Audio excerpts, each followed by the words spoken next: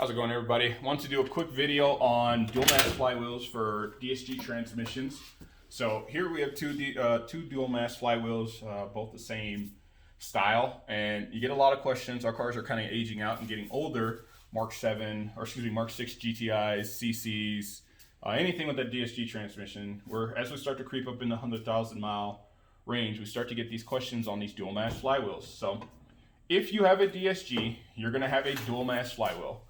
All it is essentially it's a flywheel with springs and a plate inside of it, and it's supposed to absorb some of the engine knock and some other things, make shifting and driving a lot easier. But with that, they're very complicated with their springs and whatnot and pressure plates, and they also have now a shelf life. So what I wanted to do very quickly is show you what the older dual mass flywheel and what a new dual mass flywheel looks and sounds like, because I don't think that there are a lot of good videos on that. So here we have the older dual mass flywheel. This is an OE, fresh out of the car, had over 130,000 miles on it. If your dual mass flywheel has 100,000 plus miles on it, expect to replace it. So if you have any questions on, should I replace this? Is this good or not? I'm unsure. If it's got over 100,000 miles on it, just expect to replace it. It's probably going to be bad. But if you're like me and you're a little bit analytical and you want to actually know what constitutes replacement, I will show you acceptable play and non-acceptable play. So here's the old one, obviously darker, worn, and then here's the new one. So on the old one, you have up and down, left and right, and then you have a lot of, rotational play. The rotational play in the grand scheme of things is actually normal for these things. There's springs in there, and that's kind of how they dampen and how they absorb how they absorb the energy. So this isn't an indicator necessarily of rotational play. Isn't an indicator necessarily of a bad dual mass flywheel. There's a way that you can measure it using these holes here. You basically count when you turn it how many notches that it exceeds. I don't know that number, but I remember vaguely years ago of there being a way to test it. But a good way to know that your dual mass flywheel needs to be replaced is that if you have an excessive amount of play, just in general, whether it be rotational or up and down, that's a great indicator. When you compare it to a new OEM component, you'll notice there's rotational play, but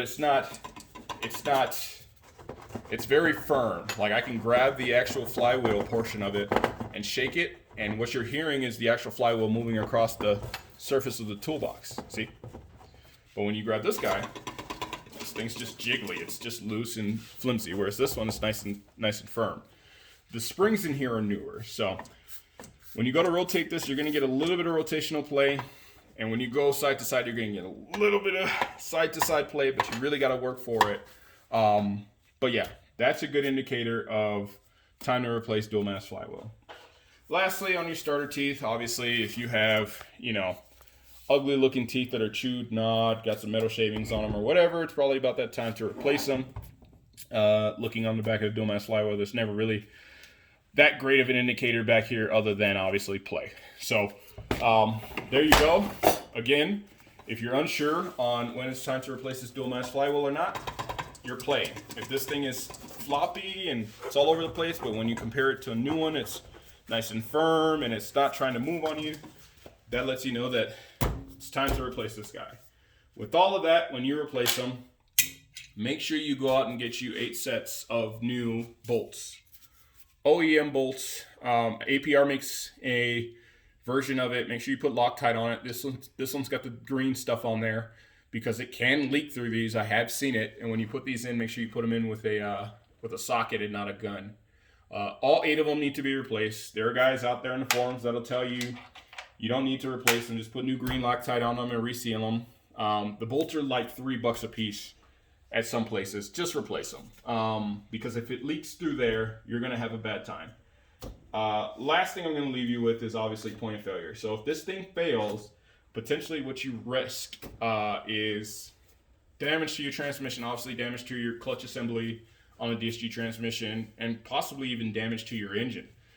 This thing absorbs a lot of force from your engine, and it helps harmonicize the engine. So rotational wise, if there's something going on with this dual mass flywheel and it's no longer effectively doing its job, then you're putting unnecessary strain on your engine. So a new nice fresh dual mass flywheel, if you're ever unsure, just go ahead and replace it. And sometimes when they run, you'll hear them as they spin. You'll hear a little rattle. You'll actually hear it rattling while it's in the car, when the car started. So outside of that, feel free to leave any questions or comments that you have, but that's pretty much a good video. That's pretty much all I got for you. Again, if it's loosey-goosey, go ahead and replace it. If it's nice, you won't obviously have a new one with you more than likely, but to compare a new one, to physically show you, because I actually went out and had to do it, nice and stiff, nice and firm, not moving all over the place, and replace all 8 of these bolts. And while you're there, go ahead and put a remain seal on it, because it is not fun to do this job. All right? That's all I got.